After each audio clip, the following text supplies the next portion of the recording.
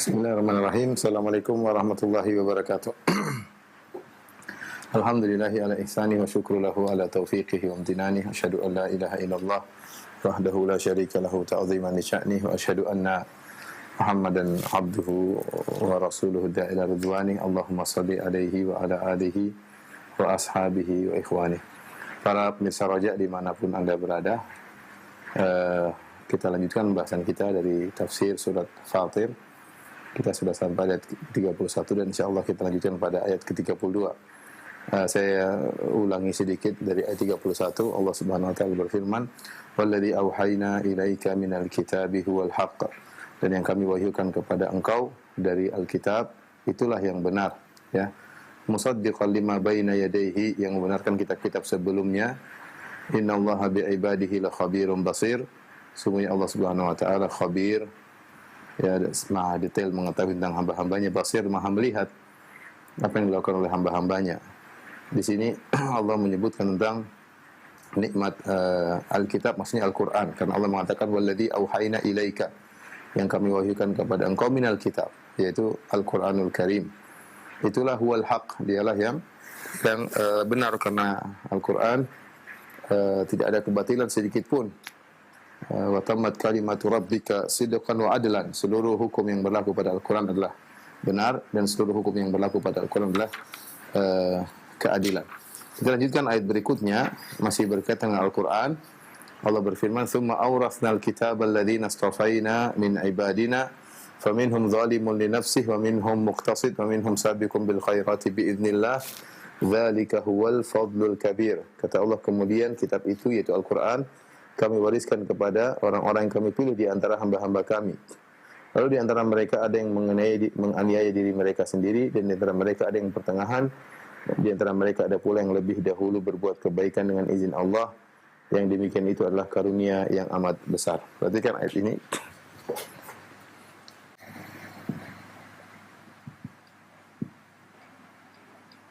Minhum zalimun li nafsihi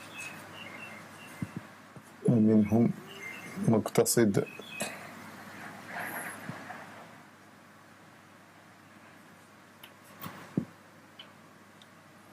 ومنهم سابق بالخيرات بإذن الله ذلك هو الفضل الكبير ذلك هو الفضل الكبير Al-Fadlul Kabir. Taib.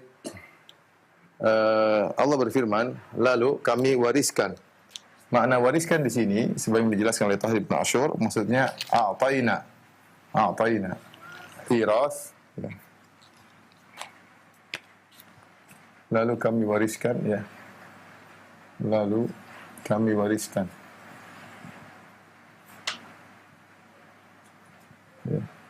Wariskan di sini, kata Tahir bin Ashur rahimahullah taala, diambil dari al-iras, ya, maknanya iras, masdarnya, maksudnya al-i'ta. Al-i'ta karena makna al-iras, yarisu kadang maknanya adalah warisa, yarisu makna menerima, al-iras artinya pemberian.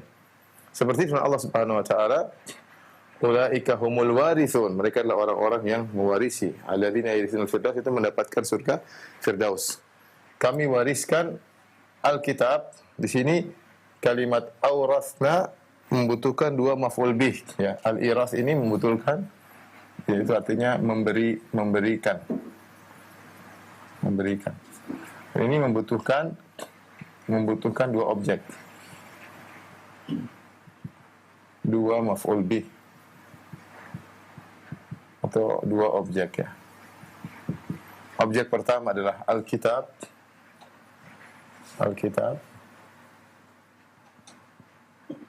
Yang kedua adalah orang-orang yang kami pilih dari hamba kami. Alladzina, ya. Orang-orang yang kami pilih dari hamba-hamba kami. Jadi inilah maf'ul bih 1, objek 1. Ini objek 2. Jadi kalau kita artikan, Lalu kami memberikan Alkitab kepada, kalau kita bicarakan artikan secara bebas, lalu kami memberikan Alkitab itu Al-Quran kepada orang-orang yang kami pilih dari hamba-hamba kami. Alkitab di sini maksudnya adalah Al-Quran. Ya, maksudnya adalah Al-Quran. Al-Quran. Kenapa? Karena alif lam di sini adalah alif lam al-ahdiyah. Ini lil ahad. Kembali kepada Al-Quran yang disebutkan sebelumnya, kembali kepada Alkitab yang disebutkan pada ayat sebelumnya. Pada ayat sebelumnya. Itu alladzi auhayna ilaika ya minal kitabi huwal haq. Yang kami wahyukan kepada engkau dari Alkitab, maksudnya Al-Quran. Sebagian berpendapat Alkitab di sini mencakup kitab-kitab umum, semua kitab-kitab yang diturunkan oleh Allah Subhanahu wa taala, termasuk Taurat, Injil dan yang lainnya. Dan orang-orang yang kami pilih maksudnya dari masing-masing umat. Umat Nabi Musa sendiri, umat Nabi Isa sendiri. Tapi yang benar wallahu alam bisawab bahwasanya di sini alif lam adalah alif al-ahdiyah. Ini Allah sedang berbicara tentang Al-Qur'an. Tsumma awrasnal kitaba alladzina istafayna min ibadina. Kemudian kami berikan Al-Qur'an ini kepada hamba-hamba yang kami pilih. Di sini istafayna, kami pilih dari hamba-hamba kami. Mereka mendapat keutamaan ketika diberikan Al-Qur'an oleh Allah Subhanahu wa taala. Lantas bagaimana mereka mensikapi Al-Qur'an? Ya.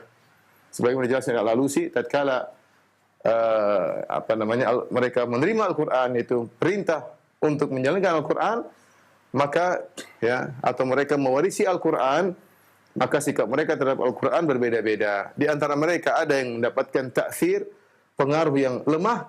Di antara mereka ada yang ta'thiran wasatan, pengaruh yang sedang. Dan di antara mereka ada yang mendapat pengaruh dari Al-Qur'an dengan kuat. Maka terjadilah 3 model manusia dalam mensikapi Al-Qur'an, dalam menjalankan perintah-perintah Al-Qur'an. Kata Allah, faminhum, di antara mereka. Maka di antara mereka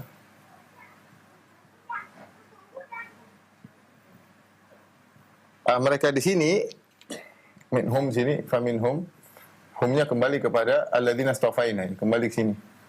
Yaitu dari orang-orang yang terpilih tersebut, di antara mereka bukan kembali kepada ibadah. Nanti kita jelaskan insyaallah ya. Ada 2 pendapat. Pendapat yang benar, faminhum, di antara mereka yang Allah telah pilih, zalimun li nafsi. Orang yang menzalimi dirinya, pendosa.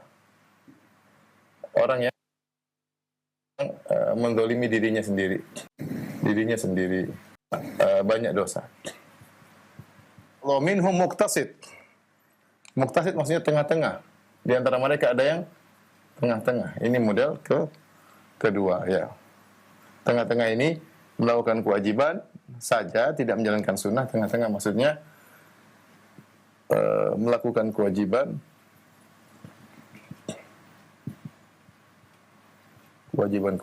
meninggalkan larangan,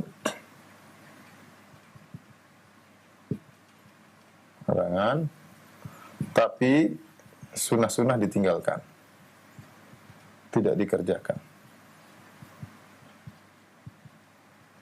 Ini model kedua. Model kedua. Kemudian kata Allah, minhum sabiqun bil khairat, yang berlomba dalam kebajikan. Kemudian yang model ketiga, yang berlomba dalam kebajikan. Itu menjalankan sunnah-sunnah. Semangat ya, selalu lebih dahulu. Ya, maka ini model ketiga. Biiznillah, dengan izin Allah Subhanahu wa taala. Dengan izin Allah. Kata Allah, zalika huwal fadlul kabir. Itulah karunia yang besar. Itulah karunia yang besar. Baik, di sini ya, setelah itu Allah jelaskan, nanti pada ayat berikutnya bahwasanya mereka ketiga kelompok ini semuanya masuk surga ya. karena mereka termasuk hamba-hamba Allah yang Allah pilih. Namun ketika mereka menjalankan Al-Qur'anul Karim, mereka ada 3 model. Yang pertama zalimun li nafsihi, yaitu banyak melakukan dosa-dosa. Yang melakukan dosa-dosa. Kenapa dikatakan orang yang melakukan dosa dengan zalim li nafsihi, berbuat zalim kepada dirinya? Karena dia telah mengantarkan dirinya kepada kemurkaan Allah Subhanahu wa taala. Dia telah mengantarkan dirinya kepada terhalang dari kenikmatan-kenikmatan dunia maupun kenikmatan akhirat. Orang berbuat maksiat dikatakan zalim kepada dirinya karena yang dia zalimi dirinya sendiri. Karena dengan dia menzalimi dirinya, dia bisa dimasukkan dalam neraka jahanam. Dia bisa dimasukkan dalam neraka jahanam. Ya. Kemudian yang kedua, yang tengah-tengah hanya melakukan kewajiban-kewajiban tapi meninggalkan maksiat tapi dia tidak menjalankan sunnah-sunnah. Dia yang penting selamat, gampangnya demikian. Yang ketiga ini yang sabiqun bil khairat, ya. Sabiqun bil khairat, yang berlomba-lomba dalam kebajikan, ya. Setelah itu Allah berfirman setelah ayat ini Allah berfirman, perhatikan, jannatu adnin yadkhulunaha yuhallawna fiha min asawira min dhahabin wa lu'lu'a.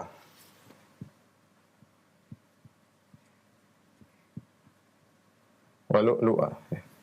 Saya ingin fokus pada poin yang ini. Kata Allah, jannatu adnin, surga yang kekal. Adan itu maksudnya tempat tinggal, iqamah yang tidak akan berpindah lagi. Jadi khulunaha, mereka masuk ke dalamnya. Ke dalamnya. Di sini Allah menggunakan kata mereka. Makanya ada waw al-jamaah, ya. Waw di sini menunjukkan mereka. Kata ganti orang ketiga yang maknanya plural. Mereka. Mereka sini siapa? Mereka ini kembali kepada 3 kelompok ini. Zalimun li nafsihi, muqtasid, sabiqun bil khairat. Oleh karenanya, Syekh Muhammad Al-Amin Syinqiti rahimahullah dalam kitabnya Adwa'ul Bayan, dia mengatakan, hada arja ayatin fi kitabillah, ya. Di dalam Al-Qur'an ada pembahasan tentang ayat-ayat yang paling memberi harapan kepada hamba-hamba Allah, yang paling memberi harapan surga.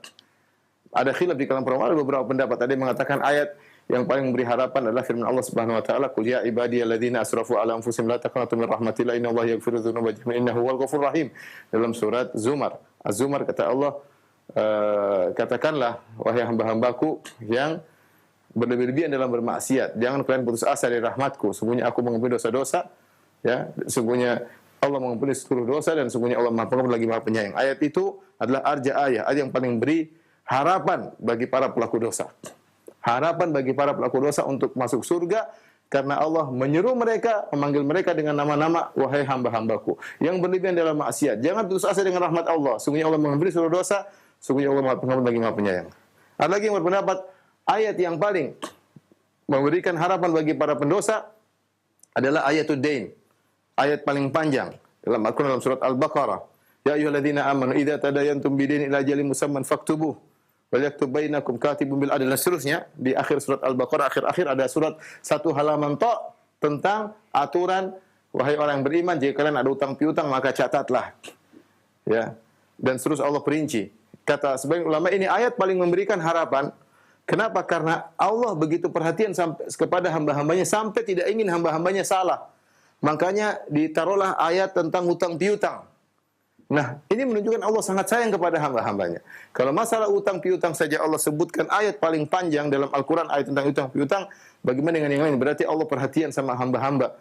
Allah ingin kemaslahatan kepada mereka.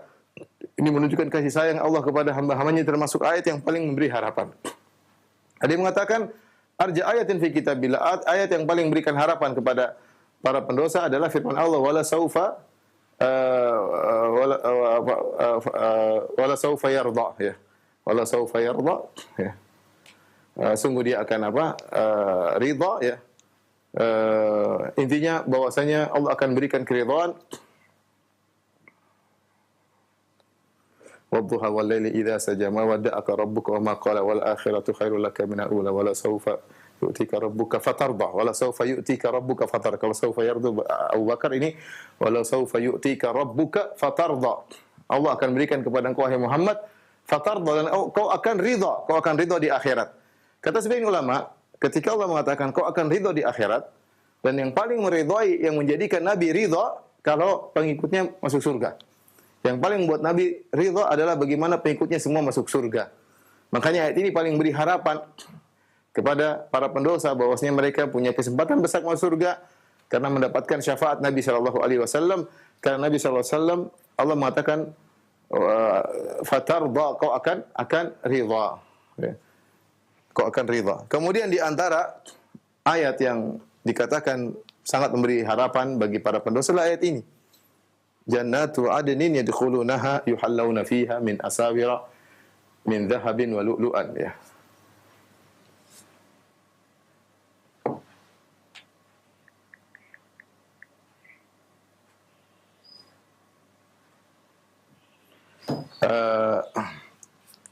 Ini ayat yang paling memberi di sini ada minnya. Jannatu adnin, surga yang kekal yang mereka masuk ke dalamnya. Kenapa ayat ini dikatakan oleh Muhammad Amin Syinqiti rahimahullahu taala, yang beliau adalah gurunya Syekh Abdul Muhsin Al-Abbad, dalam kitabnya Adwaul Bayan sangat memberikan harapan karena Allah menggunakan kata ganti orang ketiga mereka, dan mereka ini mencakup tiga golongan ini, 1, 2, 3. Yang masuk surga ternyata bukan cuma muktasid yang tengah-tengah, kalau sabiqun bil khairat jelas masuk surga, tapi ternyata zalimul li nafsi ini juga masuk surga. Ya, karena ini Allah sedang berbicara tentang kaum mukminin yang Allah pilih. Ya. Yang Allah pilih. Ya. Sebagian ulama berpendapat bahwasanya faminhum di sini kembali kepada ibadina, ya. Di antara hamba-hamba kami ada yang zalim nafsi, maksudnya mereka ini orang kafir. Kelompok pertama ini sebagian ulama berpendapat maksudnya orang-orang kafir. Namun dibantah oleh ulama yang lain bahwasanya tidak. Zalimul nafsi termasuk orang-orang beriman yang dijanjikan masuk surga. Karena setelah itu nanti Allah mengkhususkan ayat tentang orang kafir. Walladzina kafaru lahum naru jahannam la yuqda alaihim fayamutu wa la yukhafu anhum min adzabiha kadzalika najzi kull kafur. Setelah ini nanti Allah sebutkan dan orang-orang kafir. Berarti sebelum ini pembahasan tentang orang-orang beriman, orang Islam. Ya, ternyata yang dijamin, yang diceritakan masuk surga termasuk yang mendolimi dirinya sendiri dan banyak dosa. Oleh karenanya kata Syekh Muhammad Amin Syinqiti, hadhil wawu qala ba'dul ulama, sebenarnya berkata wawu ini huruf wawu yang menunjukkan artinya mereka, wawul jamaah, huqqalaha an tuktaba bima'il ainain. Berhak untuk ditulis dengan tinta air mata, dengan tinta air mata. Karena ayat ini sangat memberikan harapan ternyata yang masuk surga bukan cuma muktasid, bukan sabiqul khairat, bahkan menzalimi dirinya sendiri juga bisa masuk surga. Tentunya kita bilang orang pendosa selama dia muslim, ujungnya dia akan masuk surga. Entah dengan dimaafkan oleh Allah sama surga atau mampir dulu di neraka dalam waktu yang ditentukan. Tapi intinya kalau dia muslim, tidak kafir, dia akan masuk surga intinya. Ya. Dan Allah mengatakan mereka akan masuk surga, ya. Mereka akan masuk surga. Taib. Terus bahas ya. Kenapa zalimun li nafsi disebutkan terlebih dahulu? Okay. Bukankah yang paling utama adalah sabiqun bil khairat? Disebutkan terlebih dahulu, kenapa? Zalimun li nafsi disebutkan terlebih dahulu.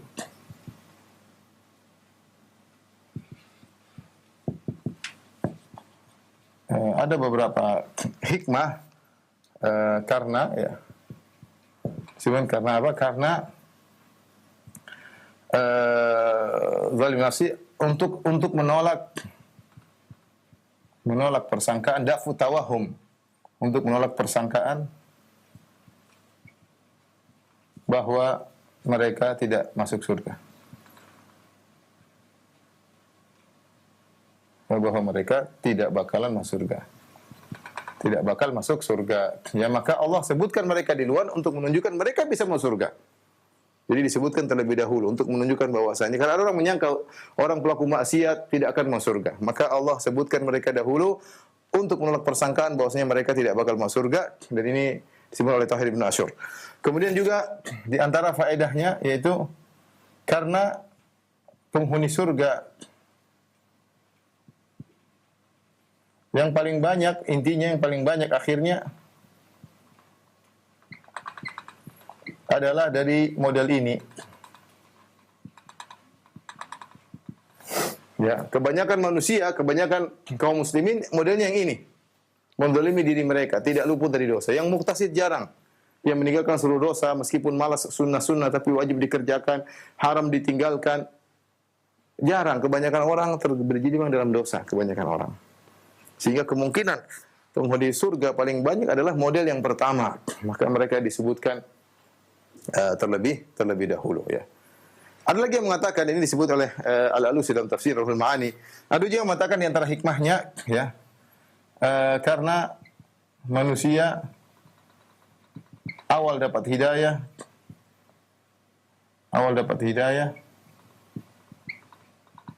dimulai dengan zalimun li nafsi, kemudian naik menjadi muqtasid,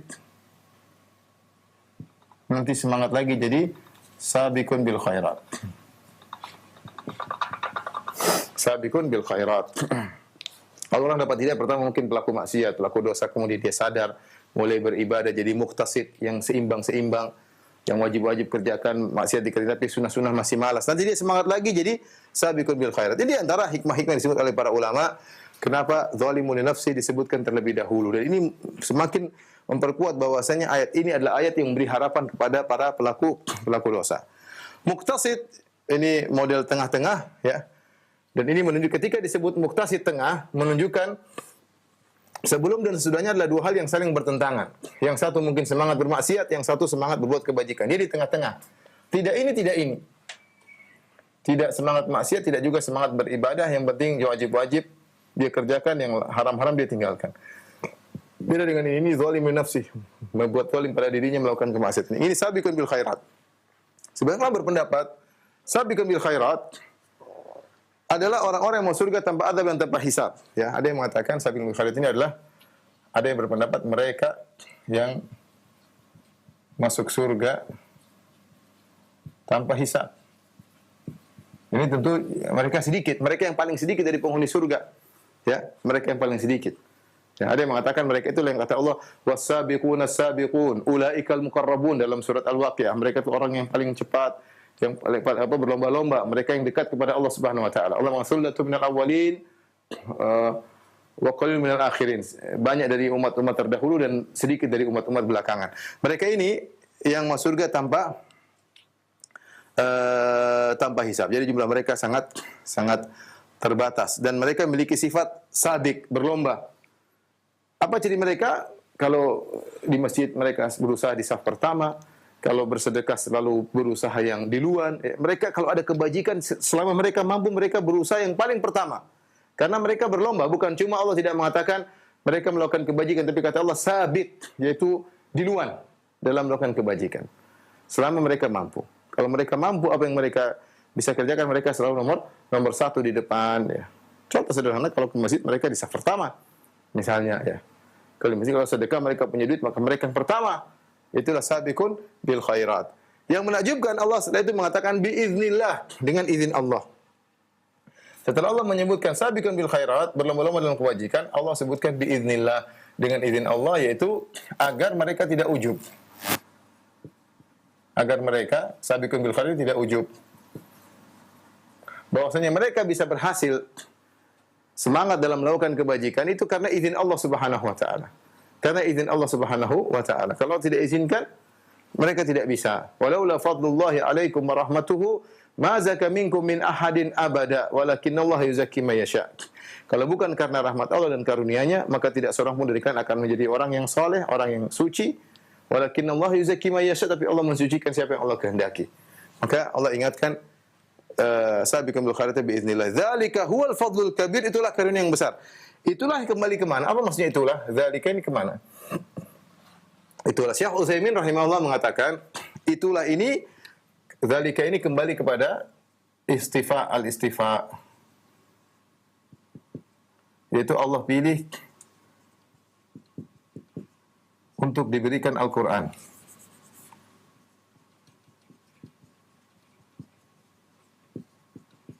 Dalam tafsir yang saya menjelaskan, zalika, itulah, maksudnya apa ini? Kembali kepada al-istifa. Zalika ini kembali kepada al-istifa. Ya. Atau kepada sama yang kami wariskan kepada Al-Qur'an, al-istifa, atau yang kami wariskan Al-Qur'an kepada mereka yang kami pilih, sama saja al-istifa atau kepada al-irath, ya. Mereka yang Allah pilih untuk diberikan Alkitab. Dari sini kata Syekh Utsaimin rahimahullahu taala, ya. Ini dalil bahwasanya ini bergembira kepada orang yang perhatian sama Al-Qur'an. Orang yang perhatian sama Al-Qur'an, mereka telah mendapatkan karunia yang paling besar. Tatkala seorang diberi taufik untuk semangat baca Al-Quran, apalagi menghafalkannya, mempelajarinya, menghabiskan waktunya untuk Al-Quran, perhatian sama ahli Al-Quran, ya, memberikan waktunya untuk Al-Quran, porsi Al-Quran banyak baginya, maka sungguh dia telah mendapatkan bagian yang sangat besar. Dzalika huwal fadlul kabir. Namun banyak orang tidak menyadarinya. Mereka menyangka karunia besar itu kalau punya rumah mewah, kalau punya kendaraan mewah, kalau punya emas dan perak. Ya. Allah menyatakan karunia besarlah jika seorang, ya, diberi perhatian dengan Al-Quran. Karena itulah Allah mewariskan dan Allah pilih hamba-hambanya untuk bisa perhatian terhadap Al-Quran. Allah mengatakan dzalika huwal fadlul kabir. Itulah karunia besar dari Allah Subhanahu wa taala. Ya. Kita lanjutkan. Allah berfirman, "Jannatu adnin yadkhulunaha." Jannat, surga-surga. Aden itu maksudnya al-iqamah. Aden maksudnya al-iqamah, maksudnya surga-surga yang kekal, bukan surga yang mereka akan tinggalkan, tapi ketika mereka masuk tidak bakalan keluar lagi. Jannatu adnin yadkhulunaha, yang mereka masuk dalamnya. Dalam sebagian qiraah yudkhalunaha, mereka dimasukkan. Dalam sebagian qiraat bukan dengan mabni lil majhul, yudkhalunaha dalam sebagian qiraat. Kalau ini yang kita dalam Quran kita, dalam qiraat kita, jannatu adnin yadkhulunaha, surga-surga yang kekal yang mereka masuk di dalamnya. Tapi dalam sebagian qiraat, jannatu adnin yudkhalunaha, surga-surga yang kekal yang mereka dimasukkan ke dalam surga. Ya, artinya seakan-akan ada pemuliaan. Bukan mereka masuk sendiri, tapi surga didekatkan kepada mereka. Makanya Allah mengatakan, "Uzlifatil jannatu lil muttaqina ghaira ba'id." Maka surga didekatkan kepada para penghuni surga sehingga tidak jauh dari mereka. Jadi mereka berjalan menuju surga, surga dekat kepada mereka sehingga mereka dimasukkan dalam surga. Sehingga mereka masukkan dalam surga, ya. Dan ini juga bentuk pemuliaan kepada mereka. Dan juga isyarat bahwasanya yudkhalunaha, mereka dimasukkan, bahwasanya mereka masuk surga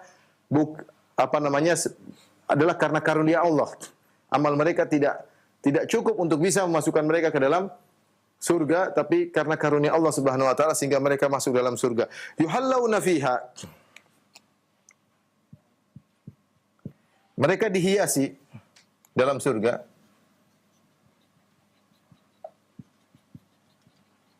Di dalam surga. Nah, apa i'rab dari yuhallawna? Yuhallawna ini ada yang mengi'rabnya dengan hal, ya. Yudkhalunaha atau yadkhulunaha, yuhallawna fi. Ada yang mengatakan ini khobar tsani, khobar yang kedua, tapi saya lebih condong bahwa ini adalah yuhallaunaha.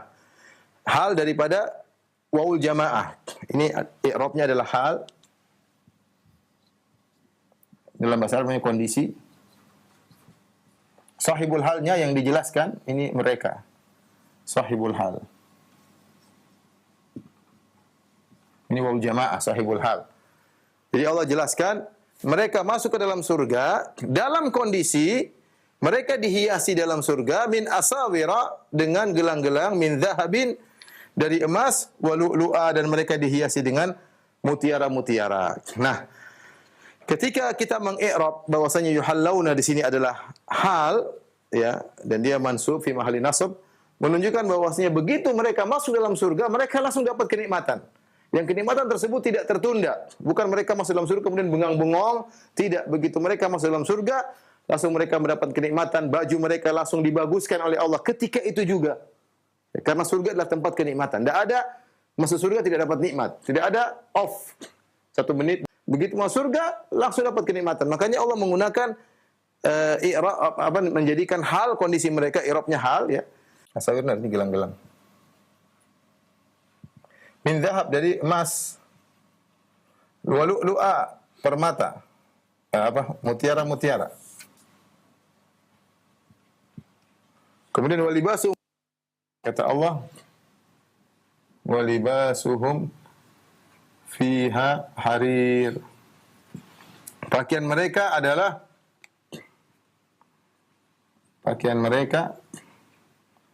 adalah sutra. Ya. Taib. Apa yang bisa kita ambil faedah dari ini? Faedah bahwa di surga tidak ada yang haram, semuanya halal. Ya. Kita tahu di dunia laki-laki nggak boleh pakai gelang menyerupai wanita. Ya, Nabi SAW mengatakan Allah al-mutasyabbihina minan nisa mutasyabbihina minar rijal bin nisa. Allah melaknat laki-laki yang menyerupai para wanita.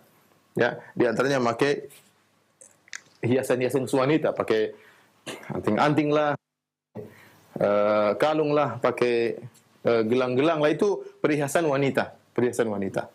Kemudian juga tidak boleh memakai harir, tidak boleh pakai kain sutra.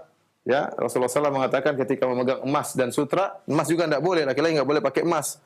Gelang tidak boleh, apalagi gelangnya dari emas. Tapi Rasulullah SAW pernah mengangkat emas dan sutra, kata Rasulullah SAW, hadani haramun lidhukuri ummati wa halalun li inathihim. Oh, kama qala Nabi sallallahu alaihi wasallam. Kata Nabi sallallahu alaihi wasallam, dua perkara ini, emas dan sutra, haram bagi laki-laki dan halal bagi wanita. Halal bagi wanita. Siapa yang pakai kain sutra di dunia tidak akan pakai di akhirat. Makanya Rasulullah mengatakan libasu ahli jannah. Ketika Nabi berkata tentang sutra, kata Nabi, itulah pakaian penghuni surga. Jadi ini isyarat bahwa di surga tidak ada yang bukan darut taklif, bukan untuk pembebanan. Suruh ini haram, tidak boleh, semuanya halal.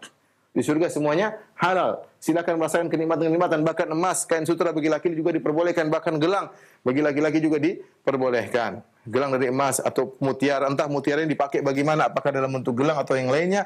Tapi intinya dipakai oleh para penghuni surga. Ya, dipakai di tangan-tangan mereka, mungkin di lengan-lengan mereka, di kaki mereka. Hilyatul mu'min fil jannah haitsu yablugul wudu'. Ya. Tablughu hilyatul mu'min haitsu yablughul wudu'. Kata Nabi sallallahu alaihi wasallam, perhiasan penghuni surga sebagaimana air wudu mereka. Kita tahu kita berwudu daerah sini, ya. Kemudian juga di kaki, yang menunjukkan bahwasanya perhiasan akan dipakai daerah sini juga di lengan ataupun di kaki, ya. Ini menunjukkan bahwasanya di surga semuanya dalam kondisi halal. Dan perlu kita ingat ketika Allah menyebutkan dalam ada permata, ada mutiara, ada gelang, ada emas, tentu tidak sama dengan yang ada di dunia. Ya, tidak sama dengan ada di dunia. Namanya boleh sama tapi hakikatnya berbeda. Ya, kata Ibnu Abbas radhiyallahu anhu, "Laisa ma min syai'in fil jannah mimma fid dunya illa al-asma." Tidak ada sesuatu pun di surga dibandingkan dengan dunia yang sama, cuma hanya sekedar nama saja, Baik. Setelah itu Allah berfirman tentang ketika mereka masuk surga, wa qalu alhamdulillahilladzi adhhaba 'annal hazana inna rabbana laghafurun syakur. Lalu mereka berkata, segala puji bagi Allah, alladzi adhhaba 'annal hazan, yang telah menghilangkan kesedihan dari kami. Inna rabbana laghafurun syakur. Sungguhnya Rabb kami adalah sangat pengampun dan sangat pandai membalas kebajikan, ya. Tapi di sini yang diucapkan pertama kali oleh para penghuni surga, mereka langsung memuji Allah Subhanahu wa taala, ya. Sehingga mereka mengatakan alhamdulillah, segala puji bagi Allah. Allah dipuji dengan dua hal, dipuji segala puji hanya milik Allah. Allah dipuji karena sifat-sifatnya yang maha tinggi, dan yang kedua karena pemberian yang sangat banyak. Di antara pemberiannya adalah bagaimana kaum mukmin bisa masuk surga. Alladzi adhaba 'annal hazan, yang Allah telah menghilangkan kesedihan dari kami. Ya, begitu penghuni surga masuk surga, segala kesedihan hilang. Makanya Allah mengatakan udkhulul jannata la khaufun 'alaikum wa la antum tahzanun. Masuklah kalian ke dalam surga, tidak ada kekhawatiran dan juga tidak ada namanya kesedihan. Segala jenis kesedihan hilang ketika di surga.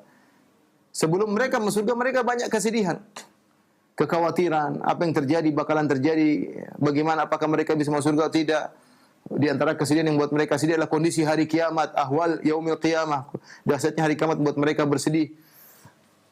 Namun begitu mereka masuk surga, semua kesedihan hilang, yang ada kebahagiaan. Di antara yang membuat seorang tidak sedih, jika hatinya diliputi oleh dua hal, kekhawatiran dan kesedihan. Itu yang membuat orang tidak bahagia. Khawatir membuat orang gelisah. Sedih membuat orang juga sengsara. Ini dua hal yang selalu ada dalam kehidupan dunia, siapapun orangnya. Mau dia raja, mau dia panglima, mau dia presiden, mau dia pejabat, mau dia orang terkaya di dunia, dia orang tercantik di dunia, dia orang tertampan di dunia, dia orang paling tenar di dunia, ya. Siapapun dia orangnya, ya, dia pasti ada rasa khawatir, pasti ada sedih. Hidupnya bercampur antara senang dan sedih, antara aman dan khawatir. Semua orang seperti itu. Ya, agar kita tahu bahwasanya dunia ini bukanlah tempat yang kenikmatan yang sempurna. Ingin dapat kenikmatan sempurna, tidak ada sedih, tidak ada kekhawatiran di surga. Kita di dunia banyak hal yang membuat kita sedih. Terkadang kita melihat sesuatu membuat kita sedih. Saya melihat pemandangan depan kita menjadikan kita sedih. Ya. Dan kita sedih di banyak hal. Lihat berita-berita bikin kita sedih. Lihat sesuatu menjadi kita sedih. Kita memikirkan sesuatu menjadi kita sedih. Terkadang orang dekat kita menjadikan kita sedih. Terkadang anak kita membuat kita sedih. Terkadang istri kita membuat kita sedih. Terkadang ayah ibu kita membuat kita sedih. Terkadang kakak adik kita membuat kita sedih. Terkadang kita sedih dengan diri kita sendiri. Banyak hal yang membuat kita sedih. Banyak hal yang dilihat membuat kita sedih. Nah, segala model kesedihan ketika masuk surga hilang seluruhnya. Oleh karena penghuni surga pertama kali masuk surga mereka muji Allah. Dalam ayat yang lain Allah mengatakan wa qul hamdulillahilladzi hadana li hadza. Segala puji bagi Allah telah memberi petunjuk kepada kami. Dalam ayat ini dia muji Allah, mereka muji Allah yang telah menghilangkan dari kami kesedihan. Inna rabbana laghafurun syakur. Sungguhnya Rabb kami laghafur, Maha Pengampun dan Maha Syakur. Syakur itu adalah Maha berterima kasih kalau bahasa Indonesia. Artinya Maha memberikan balasan yang sangat banyak. Ghafur berkaitan dengan dosa-dosa. Artinya apa? Ketika para penghuni surga mengatakan inna rabbana la ghafur, sungguhnya Rabb kami benar-benar Maha Pengampun, mereka artinya tidak ujub ketika masuk surga. Mereka sadar bahwasanya banyak dosa-dosa mereka yang diabaikan oleh Allah. Dan banyak dosa-dosa mereka yang diampuni oleh Allah Subhanahu wa taala. Seandainya Allah tidak ghafur, kita tidak bisa bakalan masuk surga. Dan ini ungkapan bahwasanya mereka tidak ujub sama sekali. Itu sifat orang yang saleh. Mereka masuk surga langsung mereka muji Allah dan mereka mengakui bahwasanya Allah adalah Ghafur. Yang seandainya Allah tidak Ghafur, kita tidak bisa bakalan masuk surga. Karena banyak sekali dosa yang kita lakukan, tapi Allah Ghafur, banyak dosa yang diabaikan, banyak dosa yang diampuni. Kemudian Syakur. Syakur juga menunjukkan mereka tidak ujub. Mereka bilang Allah adalah Tuhan yang Maha memberi membalas kebaikan. Karena mereka tahu kebaikan mereka tidak pantas untuk dibalas dengan surga senikmat ini, sesempurna ini. Tidak pantas. Kita apa sih kita ibadah? Ibadah berapa tahun? Mungkin 40 tahun. Ya, apa mau dibayar dengan surga kenikmatan abadi yang maha sempurna? Diberikan oleh Allah yang dengan penuh kesempurnaan dan abadi, bukan cuma sempurna abadi. Sementara amal kita cuma terbatas, cuma 40 tahun, 50 tahun, itu pun tidak sempurna, ya. Jadi apa yang kita lakukan cuma sedikit tapi dibalas dengan kesempurnaan yang abadi. Makanya Rabb adalah Syakur. Ini ungkapan dari mereka mengakui bahwasanya segalanya adalah dari Allah Subhanahu wa taala. Ya, adalah dari Allah Subhanahu wa taala. Apa yang mereka lakukan memang sebab masuk surga, tapi bukan untuk membayar surga, karena surga ya tidak bisa dibayar dengan amalan yang hanya sedikit, apalagi bercampur dengan kemaksiatan. Baik, ini ungkapan mereka. Kemudian mereka muji Allah lagi, ya. Mereka berkata, "Alladzi ahallana daral muqamah." Yang telah menempatkan kami pada negeri yang muqamah, yaitu negeri yang abadi, tempat tinggal yang sesungguhnya. Min fadlihi, dari karunia Allah Subhanahu wa taala. Ini lagi pengakuan mereka lagi. Mengakui bahwasanya mereka mau surga dengan karunia Allah Subhanahu wa taala. Amal dan perbuatan mereka hanyalah sebab, tapi bukan itu yang menentukan. Yang menentukan adalah karunia Allah Subhanahu wa taala. Kemudian mereka berkata, ketika mereka memuji Allah, mereka sudah al-muqamah. Al-muqamah adalah tempat dari aqama, ya. Muqam yaitu tempat tinggal yang abadi, yang mereka tidak mau keluar dari tempat tersebut. La yabghuna anha hiwala, kata Allah mereka tidak mau berpindah dari tempat tersebut. Dan Syekh Utsaimin rahimahullah punya perkataan ini, dia mengatakan bahwasanya setiap penghuni surga di surga dia merasa dia yang paling dapat nikmat. Apa yang dia lihat dari mungkin kenikmatan yang lain tidak membuat dia cemburu, dia merasa dia yang paling nikmat. Jadi Allah menjadikan dia super bahagia. Ya, bisa jadi ada penghuni-penghuni surga yang lebih tinggi kedudukannya, lebih bagus nikmatnya, tapi tidak. Dia merasa dia yang paling nikmat karena hati dia diatur oleh Allah Subhanahu wa taala. Dia merasa dia yang paling bahagia. Maka la yabghuna anha hiwal. Dia tidak mau pindah. Sudah, saya di sini nyaman. Tidak usah naik ke atas, sudah saya sudah nyaman di sini. Makanya dia mengatakan alladzi ahallana darul muqamah, yang telah menempatkan kami pada tempat yang abadi, yang buat kami abadi di sini. Ya. Sebaliknya, kata Syekh Utsaimin rahimahullah, penghuni neraka ketika diadab, dia merasa bahwasanya dia yang paling tersiksa dibandingkan dengan yang lainnya. Padahal bisa jadi ada orang lebih parah disiksa daripada dia, tapi dia merasa dia yang paling sengsara ketika diazab. Beda penghuni surga merasa paling bahagia, dia merasa dia yang paling sengsara, tidak ada penghuni surga di neraka yang lebih sengsara seperti dia. Kenapa? Dia merasakan azab yang sangat pedih. Adapun di surga mereka merasakan, penghuni surga merasakan kenikmatan yang sangat sempurna. Di antara kesempurnaan nikmat tersebut, mereka berkata, la yamassuna fiha nasabun wa la yamassuna fiha lughub. Di surga kami tidak merasakan nasab, keletihan, dan kami tidak merasakan lughub, capek. Apa bedanya nasab dan lughub? Nasab adalah keletihan yang dirasakan ketika beraktivitas, itu namanya nasab. Adapun lughub adalah keletihan yang dirasakan setelah beraktivitas. Orang terkadang ketika aktivitas dia tidak merasa capek. Ketika selesai baru pegel-pegel, baru lelah, capek, encok lah, macam-macam lah. Tapi ketika beraktivitas santai-santai aja, tidak merasa letih, dan banyak kita kadang mengalami seperti itu. Kita olahraga santai, tidak merasa capek, senang, semangat. Begitu selesai pulang ke rumah, pegal-pegal, nyilu-nyilu, encok lah, macam-macam. Nah, keletihan yang dirasakan ketika aktivitas kita sedang bekerja capek, yaitu namanya nasab. Keletihan yang dirasakan setelah selesai aktivitas namanya lughub. Makanya Allah Subhanahu wa taala ketika menyebutkan tentang penciptaan alam semesta, Allah mengatakan, "Walaqad khalaqnas samawati wal arda wa ma bainahuma fi sittati ayyamin wa ma massana min lughub." Sungguh kami telah menciptakan langit dan bumi dalam waktu 6 hari dan apa yang di antara keduanya waktu 6 hari, dan kami tidak ditimpa dengan lughub. Maksudnya letih setelah aktivitas. Allah bukan berarti menciptakan alam semesta karena Allah capek, enggak, tidak ada lughub bagi Allah. Penghuni surga ketika beraktivitas tidak capek, ketika setelah beraktivitas juga tidak capek. Kita di dunia, terkadang kita beraktivitas, kita ada dua kemungkinan. Kita beraktivitas tidak capek, tapi setelah beraktivitas capek. Kemudian kedua, terkadang kita nggak beraktivitas, tahu-tahu badan kita terasa capek, padahal kita nggak ngapa-ngapain. Tapi terasa capek, terasa pegel, itu namanya lughub, meskipun tidak beraktivitas. Ya, Allah nafikan semua keletihan dalam beraktivitas maupun keletihan setelah beraktivitas. Karena di dunia, di surga tidak ada namanya capek. Kalau capek akhirnya menjadikan istirahatnya menjadikan ngantuk menjadikan tidur. Padahal penghuni surga tidak ada yang tidur. Ya, ketika ditanya Rasulullah SAW penghuni surga tidur, kata Rasulullah SAW, "An-naumu akhul maut." Tidur adalah saudara kematian, dan di surga tidak ada kematian. Tidak ada kematian. Dan kalau namanya tidur berarti ada kenikmatan yang off. Ada orang tidur 2 jam berarti kenikmatan off. Ya. Sehingga penghuni surga nggak ada yang lemas, ya bermain sana, bercanda ke sana ke sini, tidak ada keletihan sama sekali karena keletihan adalah kekurangan. Sehingga tidak ada sedihnya, tidak ada letihnya ketika beraktivitas. Setelah beraktivitas tidak ada capeknya, tidak ada nasab, tidak ada lughub. Inilah para pemirsa radio Raja yang Allah Subhanahu wa taala berada, yang bisa kita sampaikan pada kesempatan kali ini. Kalau ada waktu silakan tanya jawab, kalau tidak ada ya, kita sampaikan cukup sampai di sini. Wallahu a'lam bishawab. Jazakallahu khairan wa barakallahu fikum Ustaz atas penyampaian materi yang sangat bermanfaat sekali di kesempatan ini berkaitan dengan tafsir Al-Quran di surat Fatir ayat yang ke-32 hingga 35.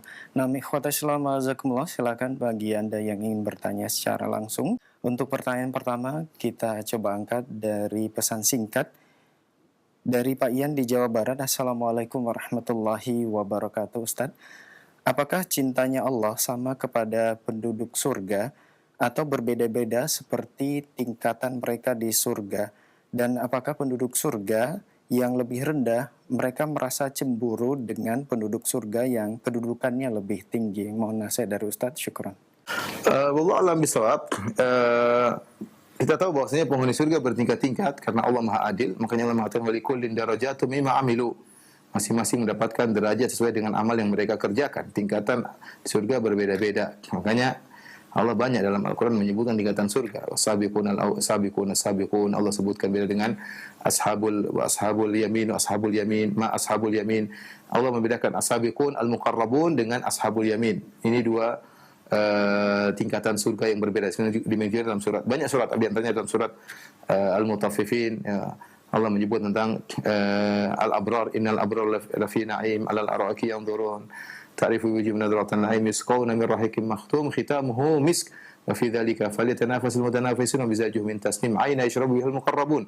Allah sebutkan bahwasanya ternyata al-abrar, mereka penghuni surga dan mereka minumannya dari rahiq al-makhtum yang dicampur dengan tasnim. Rupanya tasnim itu adalah yang menjadikan minuman mereka menjadi lezat. Ternyata ada penghuni surga yang lain disebut al-muqarrabun. aina yashrabu bihal muqarrabun. Ternyata tasnim adalah minumannya al-muqarrabun yang kedudukan mereka lebih tinggi daripada al-abrar. Dan ini menunjukkan bahwasanya tingkatan surga bertingkat-tingkat. Dalam hadis juga banyak seperti kata Nabi sallallahu alaihi wasallam, inna fil jannati mi'ata darajatin addaha Allah lil mujahidin fi sabilillah. Ma baina darajatain kama baina samai wal ard. Sungguhnya di surga ada 100 tingkatan yang Allah siapkan bagi para mujahidin, para penghuni surga. Yang 100 tingkat yang di antara tingkat satu dengan tingkat lain seperti antara langit dan bumi. Jadi Allah sangat detail sampai untuk jihad saja Allah membagi sampai 100 klasifikasi, 100 level. Jihadnya seperti ini, jihad seperti ini, berbeda-beda sampai 100 level. Dan kata Ibnu Hajar rahimahullah demikian juga berkaitan dengan amal ibadah yang lain. Salat juga demikian berlevel-level, penghuni surga karena salat berlevel-level, penghuni surga karena sedekah berlevel-level, sampai Allah klasifikasikan dengan detail lebih banyak daripada klasifikasi tingkat kemakmuran manusia yang ada di atas muka bumi. Walal akhiratu akbaru darajatin akbaru tafdhila. Kata Allah, sungguhnya di surga lebih bertingkat-tingkat lagi di akhirat daripada di dunia. Namun apakah ketika penghuni surga yang di bawah melihat penghuni surga di atas mereka cemburu? Seharusnya tidak. Ya, benar kenikmatan berbeda, tetapi masing-masing merasakan mereka yang paling bahagia karena hati mereka diatur. Sebagian saya katakan seorang lelaki ketika dia punya 4 istri misalnya, 4 istri solehah semua, kemudian ternyata masuk surga bersama dia, tidak ada kecemburuan di antara mereka. Kenapa? Karena yang mengatur hati adalah Allah Subhanahu Wa Taala. Kalau bahasa kita urat cemburunya diputusin, ya, bahasa kita aja, sehingga sudah mereka akan bahagia. Yang masalah kebahagiaan masalah hati. Masalah selera, masalah ini Allah yang ciptakan dalam hati manusia. Oleh karenanya meskipun tingkat berbeda-beda tidak menjadikan mereka cemburu. Wallahu a'lam bishawab. Demikian apa yang saya sampaikan. Kurang lebih saya mohon maaf. Wabillahi taufiq wal hidayah. Assalamualaikum warahmatullahi wabarakatuh.